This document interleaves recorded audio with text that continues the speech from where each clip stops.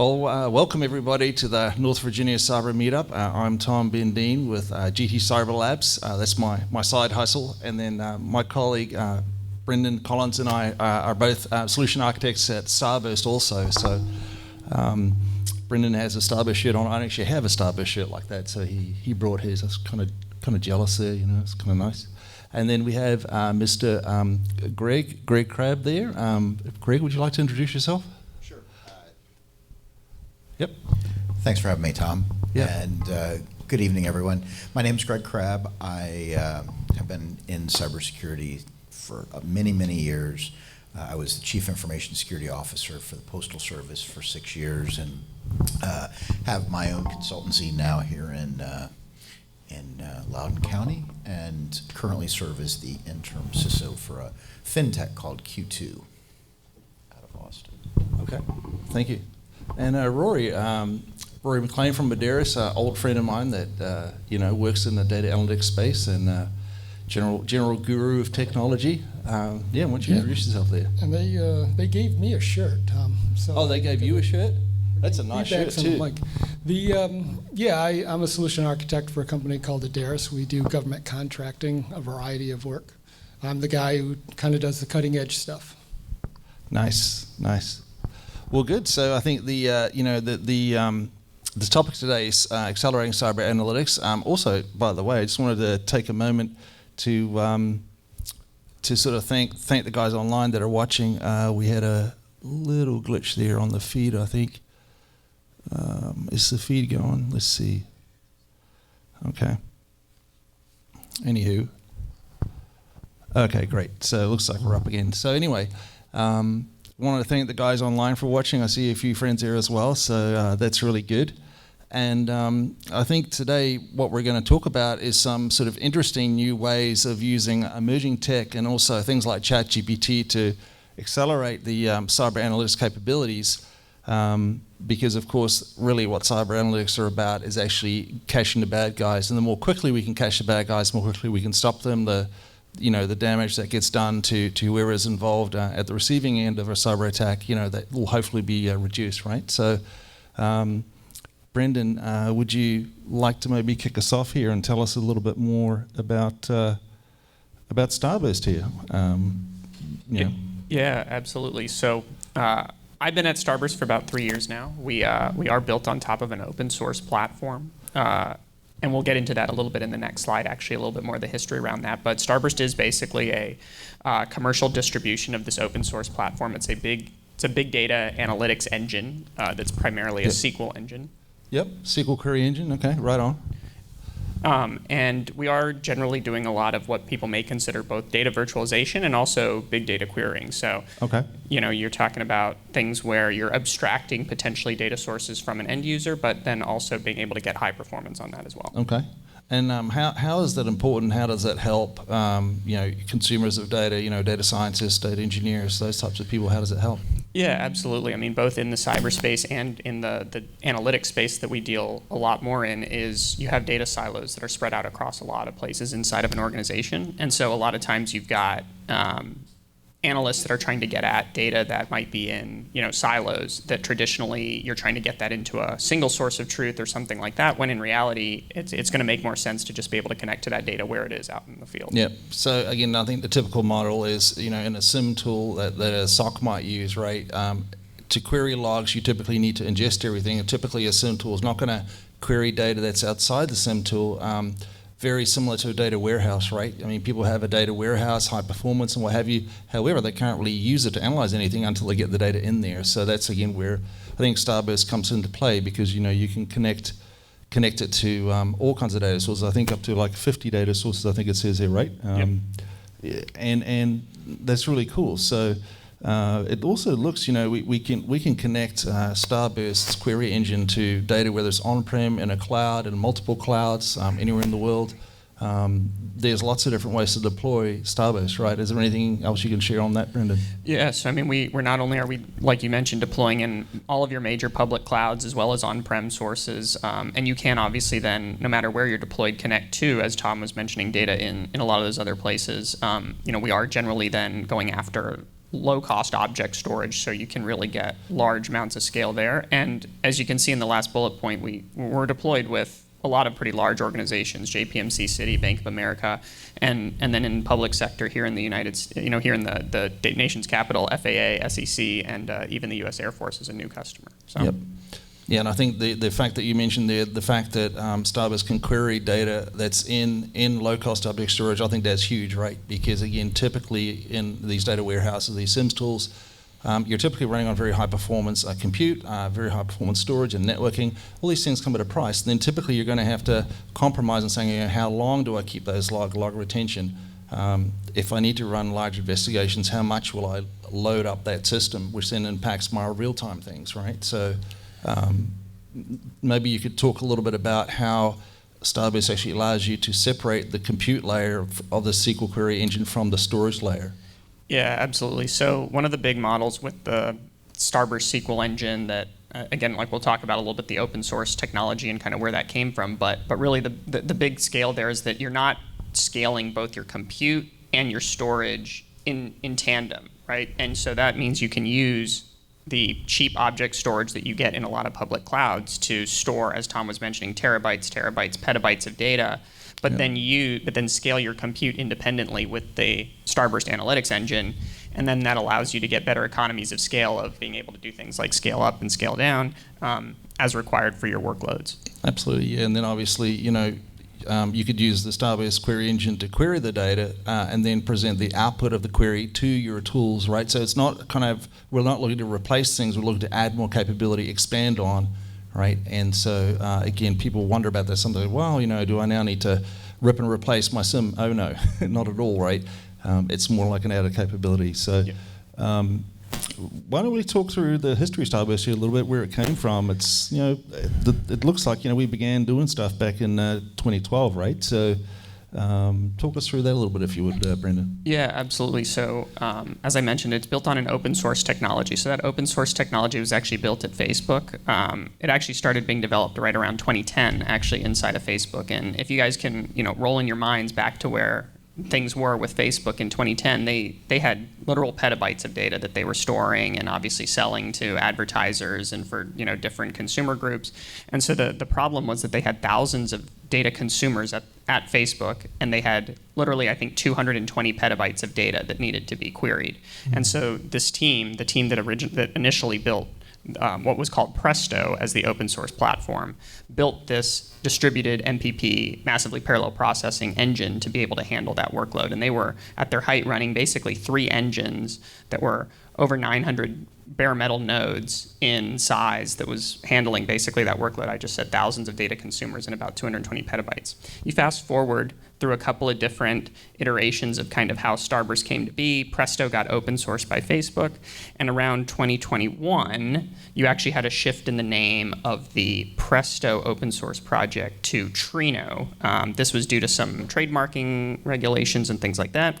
And we also, at this point in time, got the little bunny character that you see there, where the open source community voted on that logo, and his name is Commander Bun Bun, as you can see. Yeah, Commander Bun Bun, as you can see. So Commander Bun Bun's a little bit naughty, I think, too. He has kind of a little funky personality, and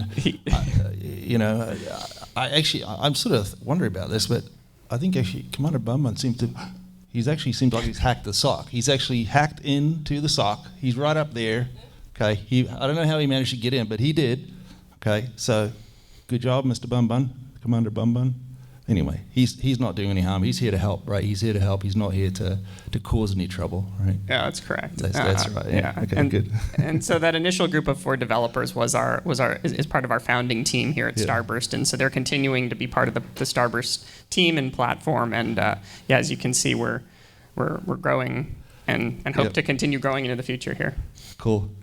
All right, and so just briefly, we've got a pretty busy slide here, which has a lot of information on it. But just very briefly, I think we've talked about a bunch of these things. Starburst kind of sits in the middle between the BI layer and the visualizations of what's going on.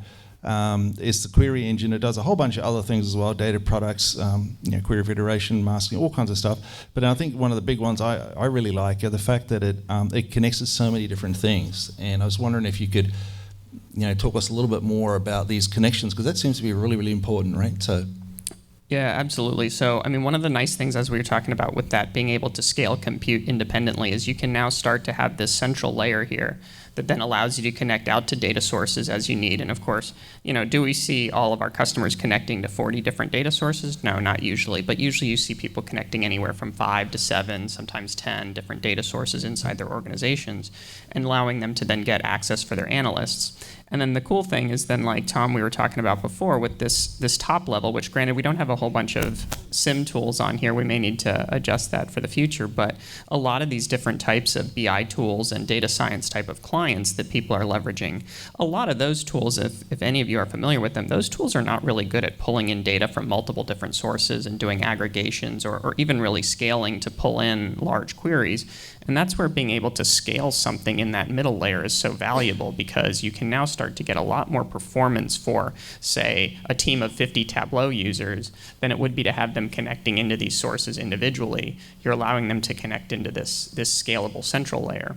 And then you will see one little bullet point on there, which obviously is probably very interesting to a lot of people in the room here, is this idea of global security, right? And so because you now have this compute layer in the middle, you can actually apply things like column and row and role-based access control and even attribute-based access control at that level as well. So it now starts to give you this central spot where it not only scales efficiently for computation, but also allows you to use it as a choke point for access in terms of controlling access across the organization. Yep, and we actually had a quick question from Daniel on the stream here on YouTube. Daniel's asking, where is the engine placed actually on the network? Like, where is it actually run? Yeah, great question. So there's two, we talked about it a little bit on the other slide. So we do generally have people that are deploying this into a cloud generally or inside, like on-prem in their solution. They're normally going to be deploying on some type of VM or into like a Kubernetes type of environment if you're in the cloud, which for those familiar with Kubernetes, that is just like a compute engine that's in the cloud. So that's generally where it's going to be. And then in terms of like, ideally you want this to be about as close to the center of your data gravity. I know the center of data gravity is kind of an interesting term, but the idea there is that you generally want to be about as close to that larger data set as you possibly can be. Yep. And the way I understand it as well, that Starburst engine can be deployed in multiple locations and can be actually joined together using a product called Stargate, right? So you can actually create this footprint of Starburst query engines that are located close to where the data set is so that you can get the best performance, right? That's correct. So with a lot of our larger customers, as you guys can imagine, some of those cities, JPMCs, et cetera, those are global organizations and they don't have all their data in one place. And so in order for them to get the type of performance they would need, you'd actually deploy clusters that are in potentially their own on-prem data centers, maybe in different clouds, maybe even just in different regions in the same cloud, and then be able to connect those via a Starburst cluster that then basically creates its own network underneath, and you can still then apply these same principles like global security and then get that efficiency of compute as well. That sounds great. And I actually see down the bottom right there, we do have Splunk listed there as one of the solutions that we can connect to. And again, I do want to respond to the questions we have online too for the guys out on YouTube. So. Hari is asking, is Starburst a data lake by itself, or is it just compute, or what actually is it? I mean, it's just a SQL Query Engine, right? Yeah, it's just a SQL Query Engine. It's generally just compute. Like I said, we do have this ability to add some of those functions that you're seeing there in the middle. But we generally would be able to help you leverage a data lake that you're building. So I wouldn't really call us in and of ourselves a data lake, but the idea is that we can then leverage like either large Hadoop clusters that you're using as a lake, or even, like I said, generally we're seeing customers do this in like S3, ADLS, GCS, those large, big object stores in the cloud. Yep. So basically, again, we're just a query engine that is software that runs on compute, and it has connectors that connects to data where it lives. But to run Starburst, you don't actually need to move any data. There's no more ETL jobs. There's no more ingesting all the logs before you can query them, right? All that goes away. You just query in place where the data lives. That's correct, yeah. You don't need to be moving anything into a Starburst compute, or Starburst storage, I should say, because there is no Starburst storage. It's just the compute. Excellent. Okay, great. Hopefully, Hari, that answers your question. Feel free to hit us up again if you'd like any more clarification there. I think the next slide we have the Lakehouse Query Engine. That's essentially kind of summarizing what we've already talked about, right? There's sort of the query engine sitting on top of the data lakes. In this case, we're showing different cloud data lakes and also MinIO. So again, some people may run on prem. Can you maybe tell us more about the new Dell ECS offering we have, right, which is that hardware offering that can go into a data center? Yeah, absolutely. So we're really excited to announce, just like I think this last month actually, that we now have this partnership with Dell, where Dell is going to bring us in as part of an analytics basically add-on to an existing purchase or existing refresh that customers may be making. And really this is going after, like Tom was mentioning, the Dell object storage platform that's out there. A lot of these customers still have big Hadoop environments or large on-prem data lakes, and now Starburst is something that can just be an add-on that's really just installed and comes in with some of those hardware refreshes.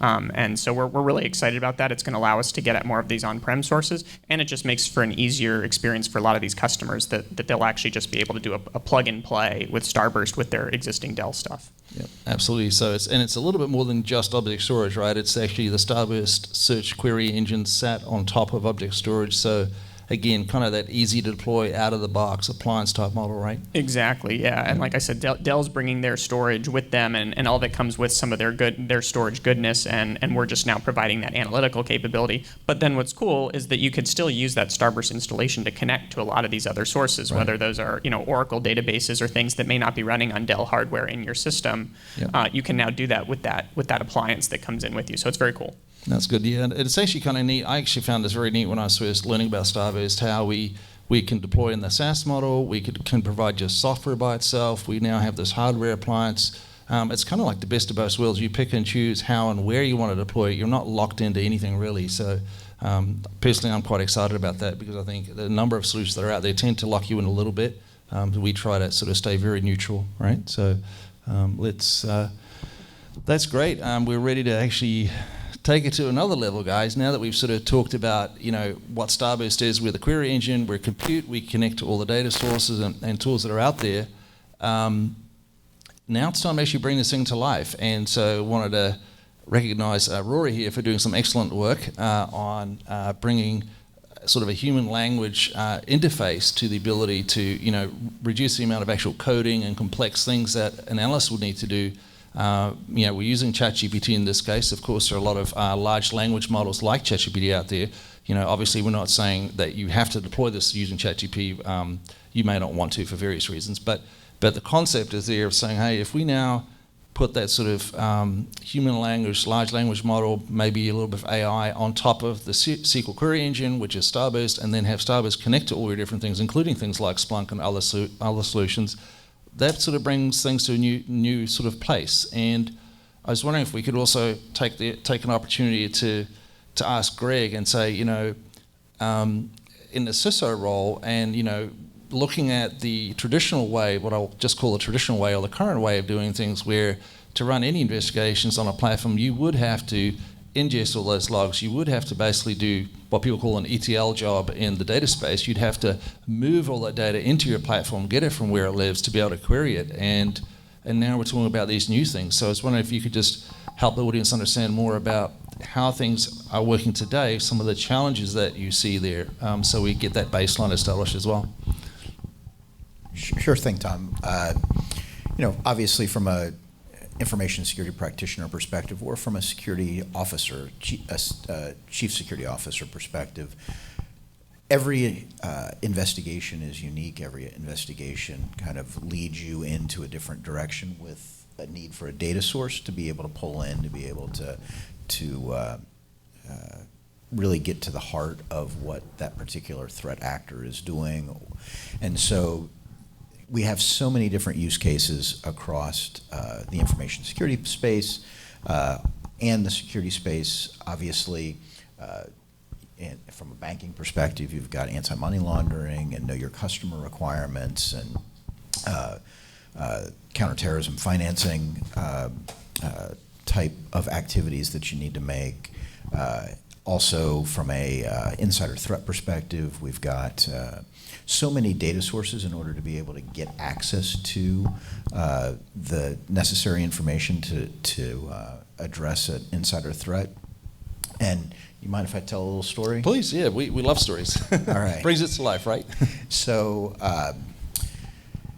2014, I was leading an investigation into nation-state attack against the United States Postal Service, and one of the actor had compromised a set of accounts, and unfortunately, we weren't marrying the the physical access logs with our logical access logs, right? This is 2014, this is a number of years ago, right? And so we weren't able to correlate that although the adversary was using these accounts, the person that was supposed to be using the accounts wasn't even in the office. And so, you know, you had a clear indication that the adversary was using the accounts for nefarious activities, and obviously you can query it. In November of 2014, we announced that we were the victim of a compromise of all of our employee data. And you know, that type of analytic is very common. Today, a lot of security practices don't have their physical access logs correlated with their logical access logs. Yeah, let me jump in there. Why does that happen, Greg? You would think, well, you know, the security guys should have access to everything, but like, what are the barriers there to There's those logs? so many different issues that can exist. Sometimes the data sources aren't very well organized and stored locally in a disparate location, and there's not a good forwarder into the central data store that the organization has invested literally tens of millions of dollars in order to be able to just store the data, yep. Right? And you know, I can't tell you how many hours and days I've spent as a security practitioner just aggregating data. Yep. And you know, it's a non-value added activity in the context of a technology like Starburst. You know, we had, after this breach, we had you know, unlike most organizations, you've got significant deficiencies from a financial perspective that you need to account for after those types of attacks. And one of the things that you address from a deficiency perspective is your detective controls. Detective controls are all about being able to analyze information. How do you analyze information unless you bring all that information together? It's the historical approach, right? Yep. Spend literally tens of millions of dollars purchasing storage, getting valuable developer and database administrator, and you know, everyone's time in order to centralize those logs so that they can be analyzed. And so, you know, how efficient you can go about being able to implement a solution like this and eliminate all that non-value added. You know, when you look at Lean Six Sigma, transportation is a waste, right? It's you know, one of those sources of waste. And in the data world, centralizing data is a waste.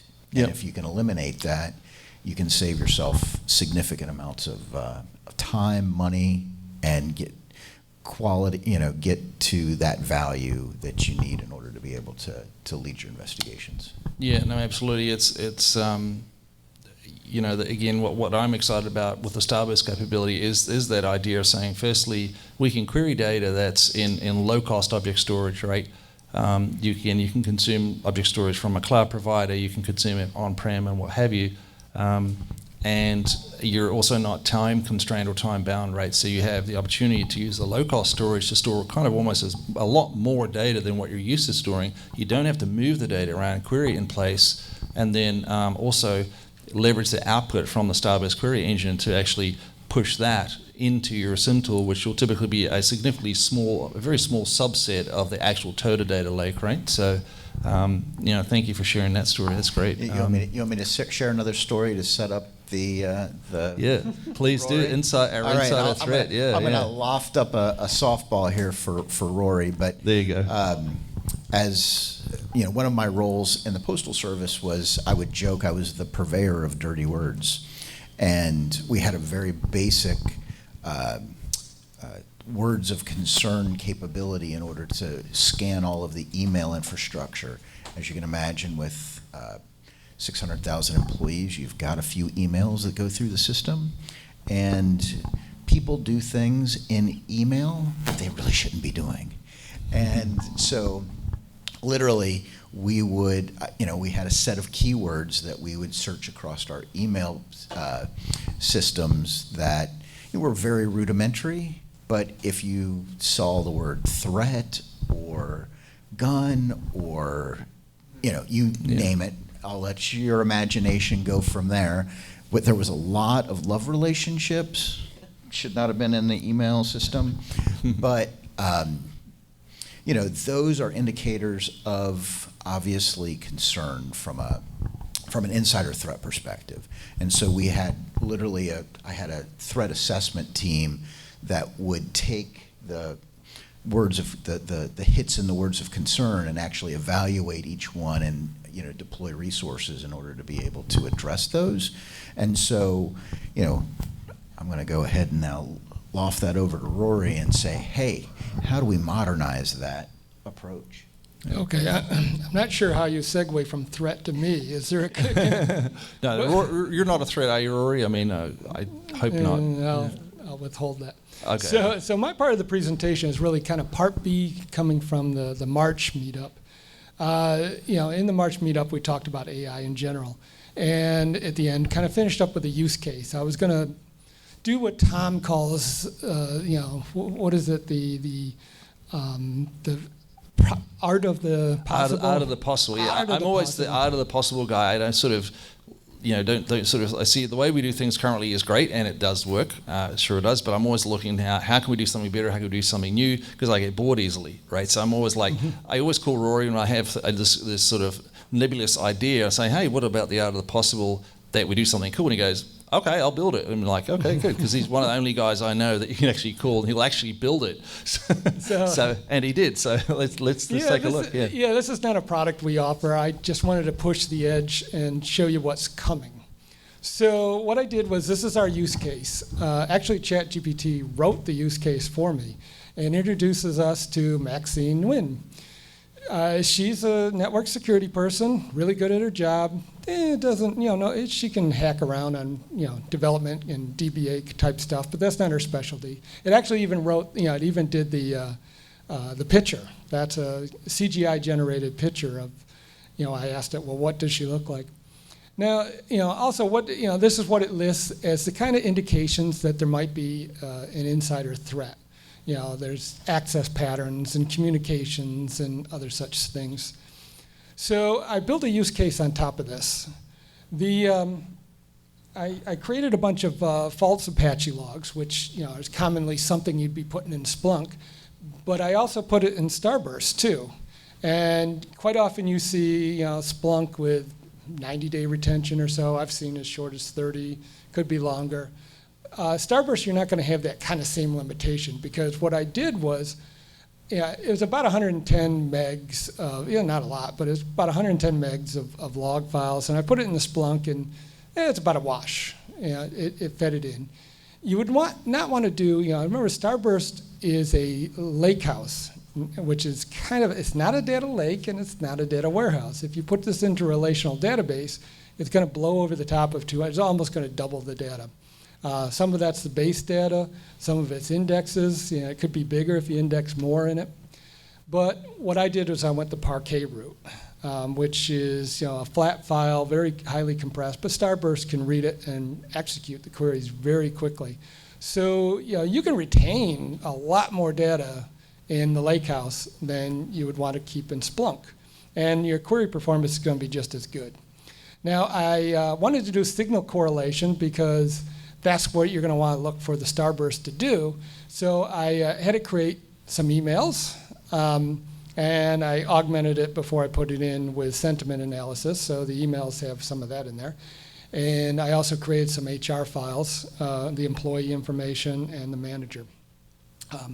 I should probably warn our producer to keep the slides up to the online folks, because it's going to get a little fast here. Okay. So, let me do a quick review of what we talked about AI, because anytime I get a chance, I like to democratize AI.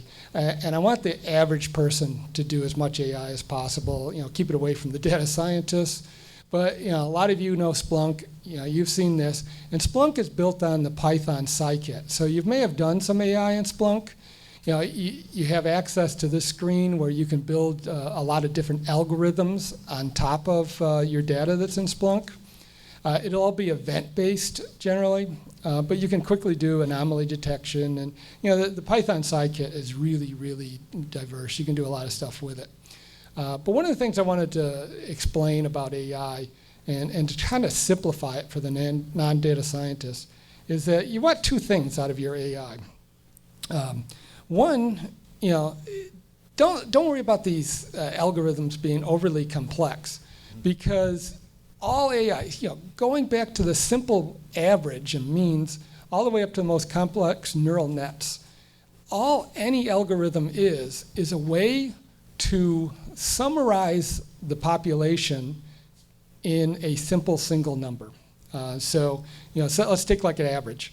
If I did an average on the residents of a senior citizen home, that might be a pretty good use. Hey, this average is 73 people. If you do it in a school with both students and teachers, not a good number, because you got faculties much older than the students. You got this barbell distribution, and the average falls in the middle, and it means nothing. So you find a different algorithm. So you want that, and the other thing you want is context. So threw together a quick dashboard of Victor, looking at the Apache logs. He's got 42.8 logs a day, and his downloads are 11,351 bytes coming from it. Is this good or bad? So to emphasize what I was saying, let's use AI to give us a very simple one. I'm going to use averages. Let's use the statistics to give us a context. So the average is 33.8 for everyone. Look at the delta between the two. Not much, 9. So that's probably not unusual. His delta on his downloads are a little higher. So you see, well, maybe there is something with the downloads. But that's what AI is doing for you. It's giving you context to a number. So with that in notion, let's kind of jump to ChatGPT and LLMs. There's a lot out there, as Tom mentioned. Bard over on Google, and recently Amazon announced theirs. There's so many different ones out there. And what they are is basically very large neural net models. What they do is they do pattern matching. So when it comes back and says, I don't know, it doesn't really know, it doesn't not know, it just matched to a pattern that says, I don't know. And in this case, when it says, hey, I want to hack a Linux server, it comes back, hey, that's unethical. It doesn't have an opinion about it. It just matched to a pattern to say it's unethical. And it's not that hard to get around. I said, well, it's my Linux server. Oh, okay, that's a horse of a different color. Here you go. Here's how you crack into it. So your adversaries can very easily use this, can very, very easily get around the ethic questions that they're trying to build in. So just kind of understand that you may want to use this because your adversaries are. But most people use ChatGPT in what's called a one-shot mode, where you ask it a question, and that's not really the best way. What I wanted to do is set up what's called the Lang chain, where you put two APIs together, the Starburst one and the ChatGPT, and I almost got there. I had to do a little cut and paste and go between. I didn't get the plumbing together, but I'm going to get into that. But first I wanted to show you one that I've built for our company. We use it during our BD process. And it's just frightful to see what this stuff can do. So I'm going to quickly run through this, and I asked it the question of, when was the CMS High Glass project awarded and who got awarded? So CMS High Glass is the accounting system used by Medicare and Medicaid, the project I worked on. Normally you would ask this question, you get an answer back, but I put the logs in verbose mode and started cutting and pasting, and everything you see in the boxes is coming from these APIs. I did not change a word. I didn't affect it in any way other than shorten some of the long answers. But here's what happens. It asks, this is ChatGPT thinking. What do I got to do? I got to search for the CMS High Glass Project Award. It's going back and forth with Google. Google goes, oh, I found this on a website called G2X. They do government consulting. Well, it's a CMS Spark contract, blah, blah, blah. And that goes back to ChatGPT, and ChatGPT says, well, that search result really doesn't answer my question. Maybe I need to ask it a little bit differently. When was the project award date, and who is the recipient? Google comes back, well, Highglass is, is an accounting system, blah, blah, blah. It is, but it doesn't answer the question. And ChatGPT is going, well, that didn't answer the question. I'm going to try a different search engine.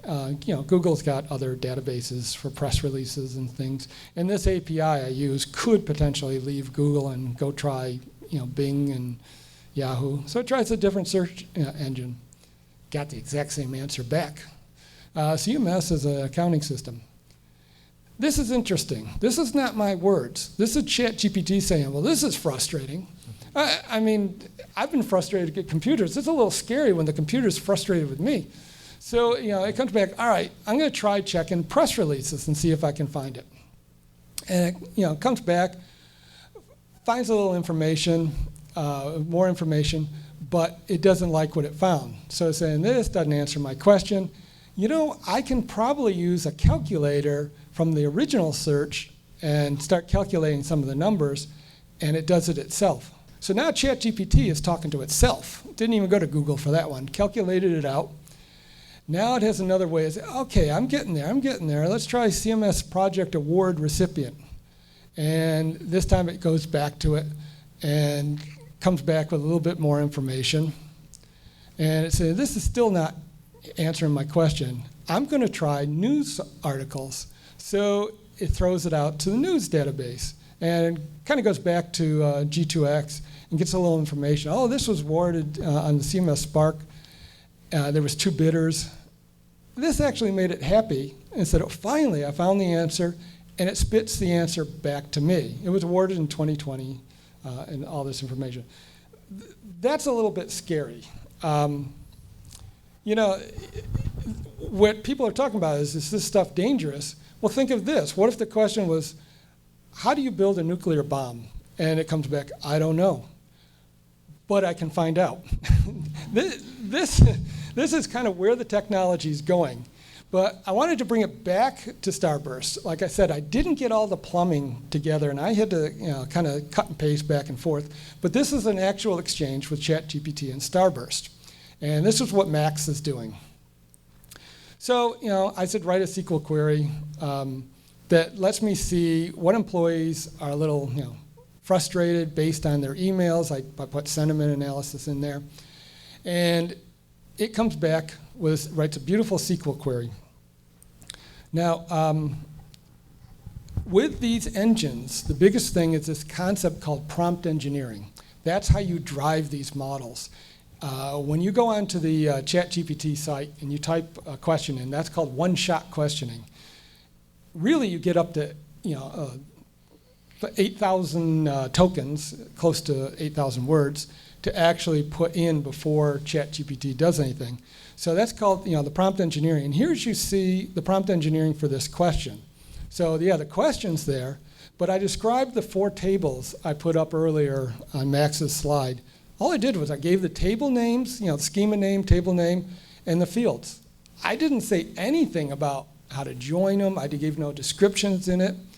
It came up with that SQL statement, and then I put it into Starburst, formatted it a little bit so it makes it a little more readable.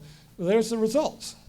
So Rory, let me jump in there for a minute. So what you're saying is that the ChatGPT actually wrote all this code for you or for the person, Yep. the analyst, and now as compared to the analyst having to have these ninja skills to be able to do that themselves, right? I mean, that's really the point, isn't it?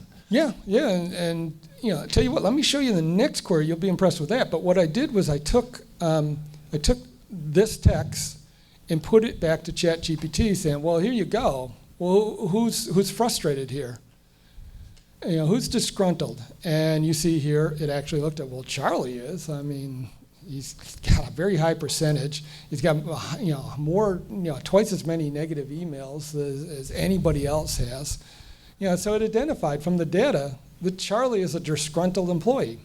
So next question is, all right, so let's figure out, is Charlie emailing anybody in the last couple of months that he's never emailed before? And this is kind of Max needs to know the information, what she's looking for, and I gave those indicators of insider threat. And this is just kind of stepping through the indicators of insider threat. Yeah, and again, the analyst in this case is focused on the investigation. They're not getting bogged down with going, oh my gosh, now I need to go to tier 2 or tier 3 to have them write some code for me. I mean, I know what I want to do.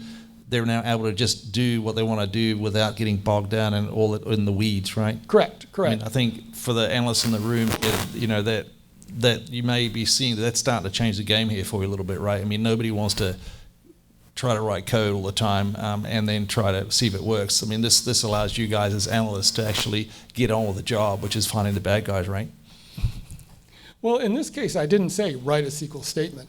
Yeah, that's not the question. The question is, how do I find out? So you didn't even. So basically, this was like a question you would ask to a human. You didn't have to tell it to write any code at all. It just did it by itself, right? So the added text you're seeing on the screen, ChatGPT added because it's explaining why it went this route. Right. I've decided to write a SQL statement, right. And in this SQL statement, what you're going to see is there's subqueries and everything. These are very complicated queries. I never told it what fields to use. Yep. It figured it all out. So I ran this, and it comes back and say, wait, this guy Boris, he's never emailed him before, but he's got 6 emails to him and a boatload of file attachments in bytes. Yeah, and just to clarify, so what we're seeing on the right there, the Starburst output is basically a very small table. That will be something that the analyst is not actually going to even see.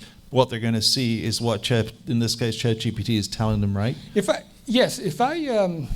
I got all the plumbing connected, this would have gone back to ChatGPT and it would have driven down to the first question. But my first question wouldn't be write a SQL statement. It'd be Max would say, hey, who do I have as disgruntled employees? And these would all just be running in the background until it gets to the final answer. Yep, that's great. So the other thing though is remember, one of the insider threat indicators is kind of after hours activity. Yeah, so we call that anomalous access, or something is out of the ordinary, right? That the person's doing. Right. Yeah, and you can do it statistically. We're capable of pulling it out of the. In this case, it's got a switch. It's got to switch to the Apache logs to figure out when they're doing this stuff. But it will. It figures out. This is how I do it. ChatGPT is basically, this is how I do it, and it provides this select statement is a little bit easier. I think most of us could have handled that one. How it knows which fields to use. I mean, the date field's called DT, yet it seemed to know that was the one. And what you see is, whoa, he's got 230 after-hour logins and just a bunch of bytes coming out of the system. Yep. So exfiltrating data. Yeah. So as Max, there's only one question left. And that question is, who's Charlie's manager? Right. I got it this way. Charlie's manager is Sierra. So, it's time to contact Sierra and see what the heck's going on, maybe lock up Charlie's account and stuff. Yeah. So the question, you've been hinting at, Tom, is let's go back to Max. And we laid this out. And we said that Max is, she can manage to write a few programs and such. But the point is in this is that Max needs to know why. Max no longer needs to know how. Yeah. And she can do anything. And the scary part about this is I only went at the SQL statements. But if I informed it, it could do code. And let's say I had the ability to dynamically run Python in this. And I said Splunk is written on the Python scikit. I threw the screen up, a little small in the writing. But what it says is that, well, how would I do anomaly detection in the Python scikit against a data set? And it actually remembered I was using the Apache logs, so it threw a example data set in there, the Apache logs, and then gave me all the, scrolls off the screen, but it gave me all the Python code. So I'm scraping SQL back and running it in Starburst. I could scrape this back, running in a Docker container, running Python, and again, Max doesn't need to know how anymore on any of that. She can do any algorithm you see in Splunk, she can do by just asking. Right. Which at the end of the day, I'm sure there's a number of analysts in the room, right? I mean, wouldn't you rather be in the business of running an investigation, asking the right questions, and having the tools actually do the work, all right, rather than getting stuck. I mean, at this point, I just wanted to throw it open. Are there any folks in the audience here in the room that have any questions that they'd like to ask at all? Anyone at all? Ray, you're all sitting there going, wow, my job just really changed. Did I scare anybody with Is it? this a little bit scary? I mean, it shouldn't be, right? Because really it's like saying, hey, we went from the horse and buggy to having the automobile, right? This is not intended to replace anyone's job. It's supposed to be a new type of tool set and capability that allows you to accelerate your cyber analytics and your investigations, right? Because at the end of the day, the faster you can actually run through all the questions you need to ask and the things you need to do, the more effectively you can get to the bad guys more quickly. I guess, Greg, did you have any? Oh, I'm sorry, we do have a question from the audience. Let me just grab your mic there, Brendan, if I may. Thanks. I'm just going to pass over the mic. Yeah, sure. There you go. I have a question regarding the ChatGPT. I've recently read an article that is being investigated in Europe due to the compliance GDPR? with the data Yep. protection. Yep. So when I see it's doing this, like going through all of these data, like I'm wondering how it might be compliant with like different regions in the cloud and different continents and their privacy rules. So that's actually kind of an interesting question, and my colleague Brendan actually stole your microphone there, but oops. But anyway, yeah, Rich, if you can get the mic back for us. Yeah, thanks. Yep. I mean, Brendan, the key thing with Starburst, right? If we're using Starburst as a query engine, if the data resided in let's say European area. Starburst will be querying the data, but it's not actually moving the data. So it's kind of a sort of a gray area, I think. In this case, we were using Starburst as a query engine. So I don't know the answer to that question, which is a great question. But all I can tell you is that if Starburst was running, Starburst could be running in the US, it could be running in Europe. I don't know. Brendan, any perspective on that? Yeah, so, I mean, one of the things, at least as it pertains to analytics, as long as you're not moving the data out of a European region, you can still run analytics on it. And that's actually one of the reasons that some of our customers are really interested in that Stargate functionality, is because they can leverage a cluster that's over in Europe, and they can either connect to it or connect another Starburst cluster to it and run analytics on that data and get that analytics data and then leverage it in decision making that's being done wherever they need to in the world, as long as you're not actually moving that data to the States or to another region to then run analytics on it. And as long as the organization itself is adhering some of the GDPR rules where a person can actually opt out of certain data gathering as well. And that's actually more so on like the data collection side of life than it is so much on the actual like querying side of life. But as long as they have the processes in place where somebody could opt out of having their data captured and then is made sure that it's scrubbed from those systems, Starburst can certainly query whatever is left for those analytical needs. No, thanks for that, Brendan. And Greg, I was wondering if I could actually ask you to sort of, as you now start seeing the art of the possible here and the art of the actually kind of possible, if you may say, I mean, how does these capabilities sort of, there's a number of new things we're showing here and such. What do you think the impact could be for organizations that care about cyber and analytics and what have you? I mean, how does this change the game, do you think, going forward? Well, I think it allows your analysts to be much more proactive from a value add perspective, obviously. I started off with a story about how the Postal Service was the victim of an attack where the user accounts weren't even being used when the employees were in the office, right? It's exactly the same thing that Rory just showed, right?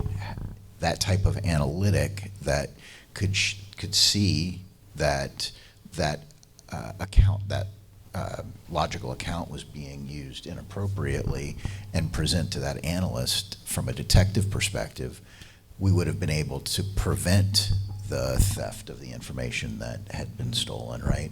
And so when we think about all of these detective controls from a MITRE attack framework perspective, our ability to leverage these types of queries will allow us to get further left from a kill chain perspective, so that we'll be able to stop the attacks before they get to the data exfil portion of the attack framework, right? So I think at the largest scale, our ability to leverage these types of techniques to improve our detective controls will put SOC analysts in the investigative mode a lot quicker, as opposed to dealing with data that they are struggling to get access to because it's unavailable to them. They can't move it, they can't centralize it, they can't query it, and as a result, they don't get the answers to the questions that they need to be able to act on. Yeah, absolutely. And I think you sort of briefly touched on the physical access side as well, right? So again, typically, physical access is so important, right? As well as digital access, logical access. But again, if you had that capability to store, those millions and millions of card swipes or door scans or door open and close events, if you had that ability to store those types of logs in low-cost object storage and be able to query them and then be able to output the results of the query and push that into your SIM, I would say arguably that maybe some analysts in the room here might say, wow, that would be so cool, because we actually need to know, is that person actually in the building? We have no way of quickly figuring that out. We just can't. We don't have the data. But now if you did have that data, then again, I think, physically finding out where the bad guy is, the bad person is, would be quite useful. One of the things that really dawns on me is this is going to create a great emergence of information security analysts being able to merge into physical security with the prevalence of information relative to IoT devices, and being able to get access to all of that information from an IoT device perspective and marry that with the other types of detective analytics that we're seeing. We will be able to empower CSOs from the view of the CISO. Mm-hmm. Yeah, absolutely. And again, I think at the end of the day, we have hundreds of thousands of open jobs in cyber, and some of the biggest challenges on that are that it can get very technical and complex. And so what I've also been striving to do and hoping to do with this sort of approach here and working with everybody in the group here and others is to sort of figure out, can we find easier ways for people to do things more quickly and things that can actually be put into production. And again, Rory has mentioned that, he's basically spent just 2 weeks putting this together, right? Something like that, not a very long time. With a little bit more time and sorting out some of the plumbing, all of this can start to become something that could actually be used for real out there in the front line. So I'm also always very interested in looking for ways to accelerate cyber analytics by making it easier for people to use and reducing the complex sort of ninja skills that you need to use these tools. So, I just want to actually really thank Rory for taking the effort and taking my frequent and rather random calls with strange and nebulous ideas that he then has to try to, he has kind of converted to something that actually works. So it's kind of, thank you for that. I would need a little more time and a lot more money. But oh, okay. Then I can turn it into a product. I see. Well, that's fair enough, right? All the money that we're going to save from not having to move the data, we can fund you to do this. Well, that's actually a relevant, I think, useful point. I mean, the thing is, if you start to look at these capabilities, which are here and now, and you start taking into account the financials that are involved, the productivity increases, the reduction in infrastructure costs, the ability to expand your available data for running investigations. I mean, I think the math could be very compelling. And take Max as an example. Open up, 7 tabs and send down 7 different paths. She doesn't have to jump over and run the SQL statements. So she can do 7 different investigations at the same time. Right. No, absolutely. And I think also a lot of the I'll just finish on this, and then the thing is a question from the audience. But the other thing is that burnout, right? The burnout that takes place at the SOC analyst level. People just glazing over, looking at thousands of lines of logs and trying to figure out that needle in the haystack and stitching it all together. I mean, that burnout factor and the stress. Again, I think if folks had this kind of way of doing investigations, they should hopefully give them a little more peace of mind and just focus on doing the investigation which they want to do, again, without getting bogged down in just oceans of data, right? So, and I think we may have had another question from the audience. One thing I was going to suggest, perhaps if you could just move to your left a little bit so you avoid the feedback on the mic, or Brian, if you want to keep an eye on the mixer there as well. Yep, go ahead. Yeah. So my team is like suffering when they got like a SOC incident, like any alert and all, they got it. If the SLA going to be breach and all, they need to maintain the time frame. And by digging these logs and all and correlating with the multiple log sources, so they're getting like plenty of time they are utilizing it. So how the Starburst is going to minimize this time frame, and how complexity it is, and how flexible to use it for a SOC analyst? Yeah, no, it's a great question. So, I mean, it does depend a little bit on your system, but like one of the nice things of Tom was mentioning that we do have our SaaS platform that it's already deployed in an AWS or Azure GCP environment. You would be able to potentially pipe your logs onto object storage. There you could actually just do automatic schema discovery on those logs. So the Starburst platform will actually discover the schemas of those logs and basically then immediately apply some sort of SQL to it. I can't speak to all of the wiring that goes into the ChatGPT aspect, but then at that point you do have a SQL front end that you could now start to run against those logs, and basically you would just see them as a database that you could then leverage at that point. Yeah, and I think the key thing there is that basically Starburst abstracts you from all the complexity of where the data is stored, where it lives, what format it's in, and to some extent, and also which platform it's running on. It just gives you that plain vanilla SQL interface, right? And so obviously, if you have people that are skilled in SQL, they can absolutely use our built-in tools to just run SQL queries. You could do that, absolutely. So there's a lot of people out there that are skilled in SQL. Then, of course, the other thing you can also do is, pick your BI tool du jour, right? Tableau or even dbeaver or some kind of open source thing. But it's actually really quick to, once you've set up your connections to Starburst, then again you could start quickly, doing queries and then looking at the results. And again, to what Brendan was saying, again, the SaaS model we have, we call it Galaxy. Again, really available in the cloud, so you can quickly start doing some sort of familiarization and testing a few things with redacted data, let's say. All right, you don't need big data sets to start with. So again, Starburst, very easy, and come and chat to us afterwards and we'll help you get going. But I think, again, it'll start to open up new possibilities for you and maybe solve some problems you're having. So thank you for the question. Yeah, do you mind if I hop in? And please, yeah. I think it's a very good question and very relevant. How many times have I seen in my career we don't have access to the data? Oh my God, right? That is one of the most, it's one of the most challenging parts of being in the Security Operations Center, right? How do I get access to that data? And I think, from a data governance and management perspective, I think there needs to be a connection inside an organization between the security operations activity and the data governance activity, and really understanding network architecture, data flows, where is the data living, and then mapping those out with the particular use, MITRE attack framework, right? And recognize that, hey, we don't have access to this. We haven't been able to centralize this data source before. Let's map to this data source as opposed to attempting to centralize it. Yeah. And it's an evolution, right?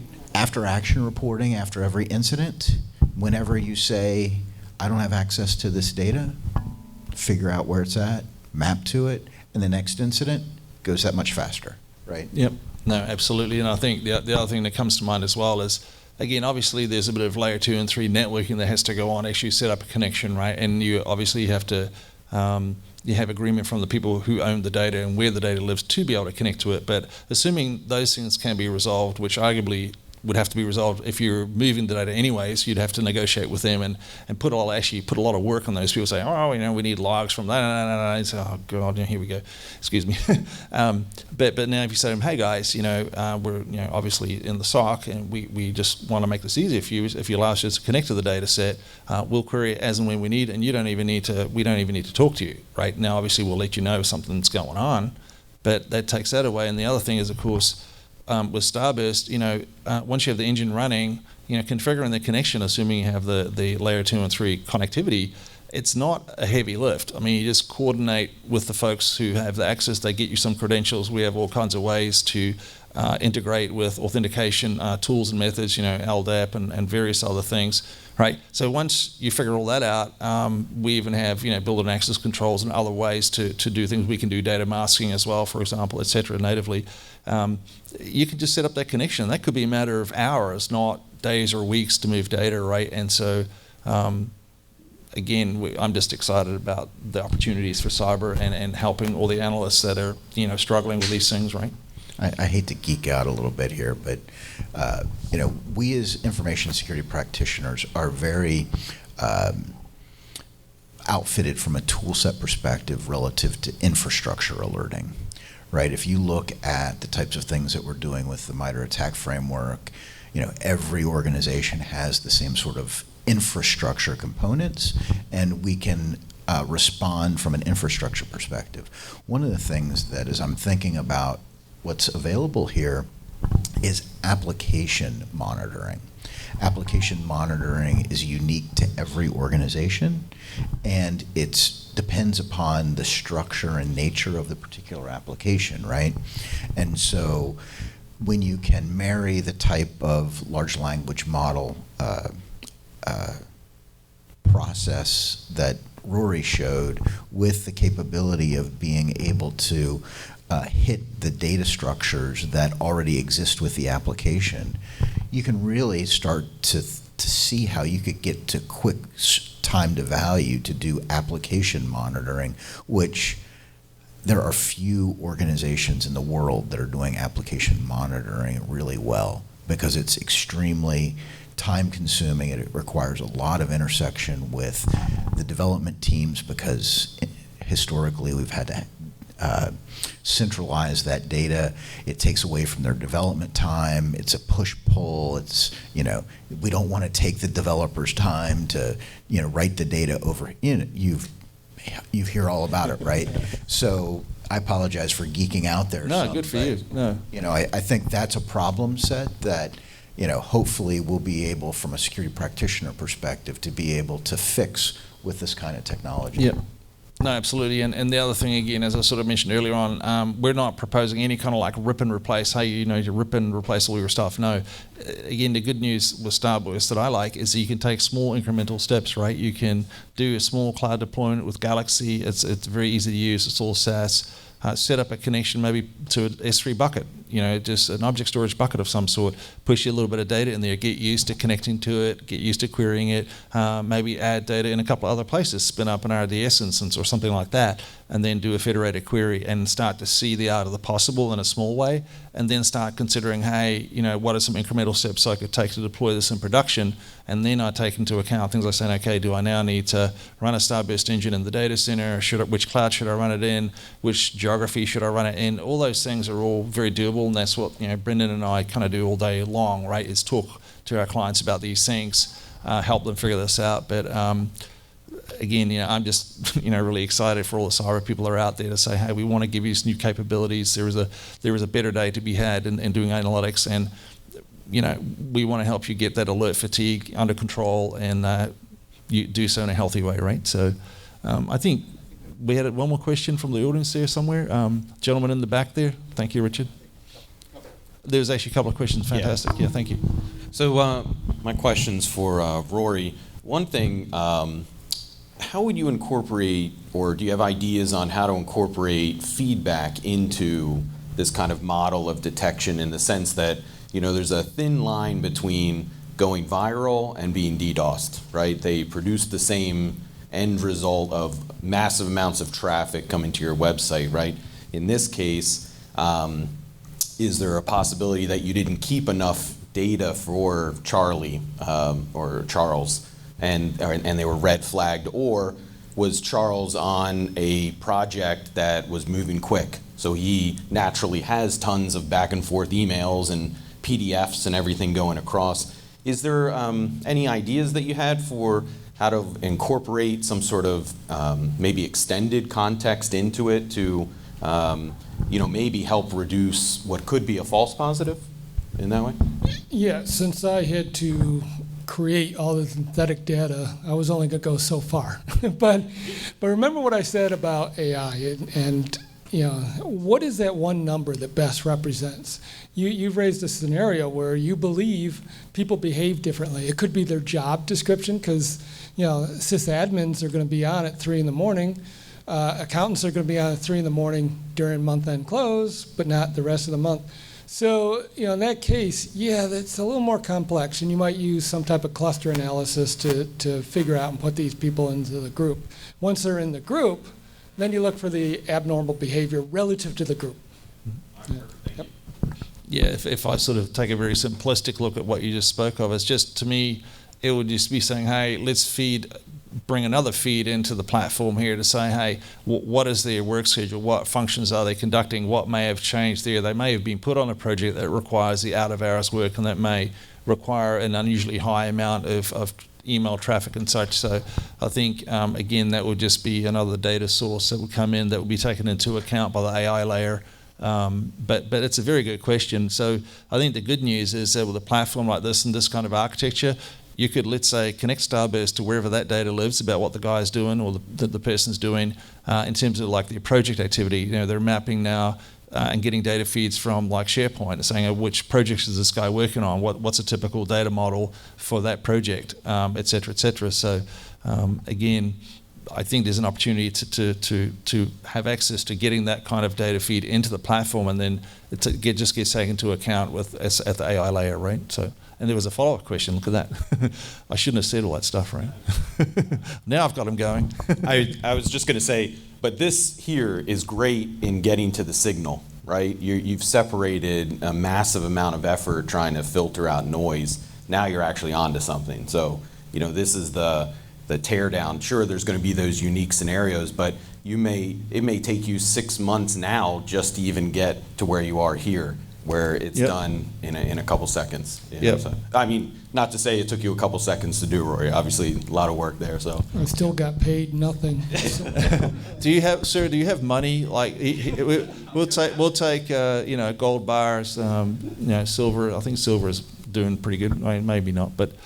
Yeah, I mean, that's the thing. We're also looking for folks out there in the community to come to us to say, hey, there's an art of the possible thought you may have, or there's could you do, or what if, if you have any interest in contacting us, feel free to have at it afterwards. We want to hear from you guys about use cases. Obviously, we know you can't share maybe too many details, but we're definitely looking for use cases that we can try to run against this type of capability. So encouraging that feedback. Any other questions? Was there somebody else too? No, I think we're good. And I apologize. I've had a small technical challenge here in terms of monitoring the online questions from the YouTube feed. So I just wanted to thank the folks watching on YouTube.